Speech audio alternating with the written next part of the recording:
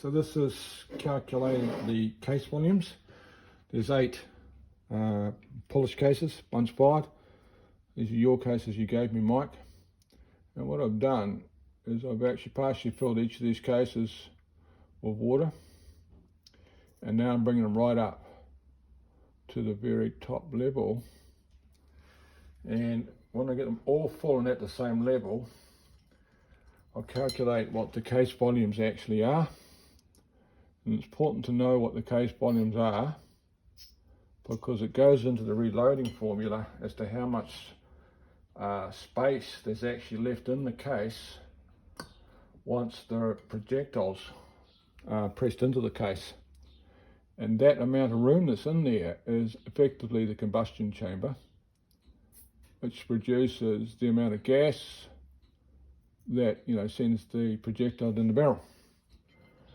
So the formula for the powder calculates whether the powder's been compressed or whether it's loose in there.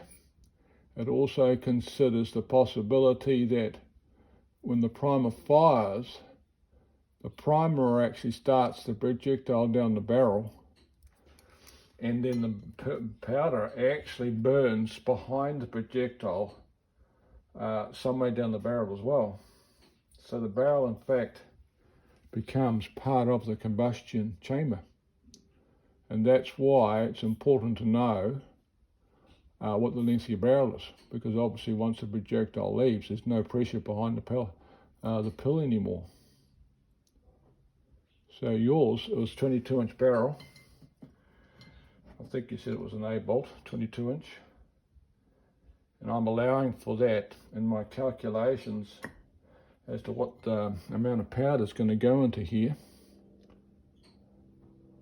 And this volume calculation and that barrel length, and obviously we know that it's a 270, that it's got a 1 in 10 twist as well. And that 1 in 10 twist exerts the gyroscopic rotation and helps. We're just about ready here, just about got them all topped up level. You may even see that in the camera, but you see I'm doing a really fine needle because you want to actually get it just to the point of overflowing. Just an important note here too, fellas, if you're going to go and do these, you don't actually do this calculation on your new brass. You actually do it on the calculation of your old brass after it's been fired and therefore stretched. So this is your brass that I've just simply polished. It's still got its old primers in it, obviously, because otherwise it would leak out the bottom. And this brass, if you're really interested, is about 8/1000ths of an inch longer than when it was manufactured. So part of this process will be for me to actually trim that brass back to the normal factory length, and I have a trimmer for that. That's not a particular problem, and that's usual business when you do this sort of things. Just wiping off the spilt water because we don't want to waste stuff that's not actually in the case. Put that one back on there as well. Still retains it, and the reason I do these 8 cases is so that I can get the average of what the case volume is. So the case volume has been calculated in grains, because that's relative obviously to grains of powder. And I'll just do some maths here. Stand by. So I'll just write that down.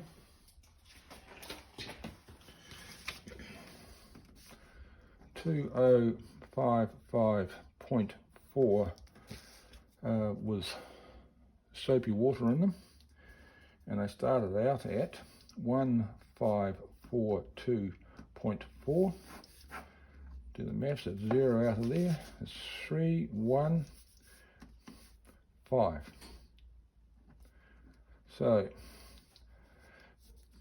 8 once fired brass cases divided into 500 and 18 grains of water. Comes out to 6/8 of 48. 3.3 over. 8 goes into 33.2. 62 point whatever. Close enough. I'll finalise the maths. But that's the situation. So the brass has a case volume of, on average, 62 grains. That's not the amount of powder that's going to go in there necessarily, but that is the size of the combustion chamber, and it'll be added to the total volume of the barrel as well.